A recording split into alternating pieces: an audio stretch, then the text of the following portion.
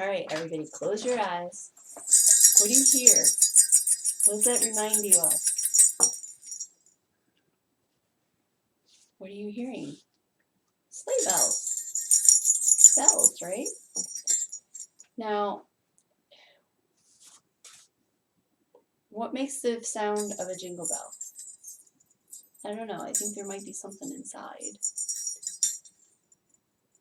And actually, I think yes, there's something inside.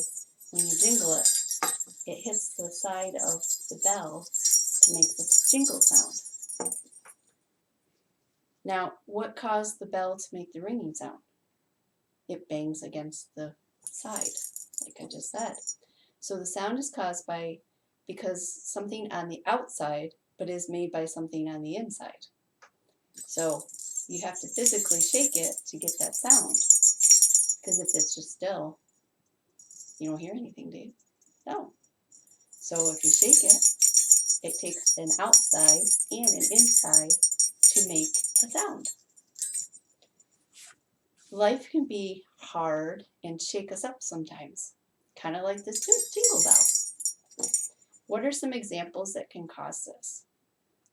Maybe like your grandmother, your grandfather dying, or maybe having a hard time at school, somebody bullying you, or maybe even your parents getting divorced or having a hard time, or maybe you don't have enough money to make ends meet. So when life is shaken, we may feel empty and lost and silent. But if we have Jesus in our heart, we can ring with joy like these jingle bells. 1 Peter 1:8-9 says, "Though you have not seen him, you love him. And even though you do not see him, now you believe in him and are filled with an inexpressible and glorious joy." Like these jingle bells. For you are receiving the end result of your faith, the salvation of your souls. This verse tells us that Jesus fills us with a wonderful joy. When we ask Jesus to come into our hearts and lives, he can help us ring with joy, even when life shakes us up and we're sad. One of Jesus' half-brothers wrote the book of James in the Bible. He went through some really, really hard times, but he tells us to count it all as joy, even when life is hard. Count it all joy, my brothers, when you meet trials of various kinds, for you know that the testing of your faith produces steadfastness. James 1:2-3. Joy echoes through every stage of the Christmas story, too.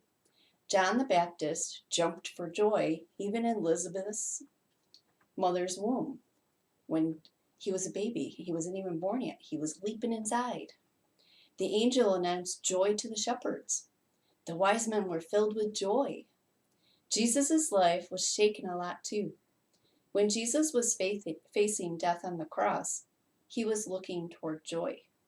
We are Jesus' joy. You are Jesus' joy too. He faced pain, suffering, dying on the cross, and paying the punishment for our sin because he wanted us to be with him in heaven. Instead of looking at our circumstances or things that are going really bad around us, we can fix our eyes on Jesus. He desires to fill us with his joy. Romans 15:13 says, "I pray that God, the source of hope, will fill you completely with joy and peace because you trust in him. Then you will overflow with confident hope through the power of the Holy Spirit." Thank Jesus for coming into the world that can see and know him. Thank him that he is with us no matter how life may shake us up. We can ring out with joy because of our hope in him. Where is your joy and hope?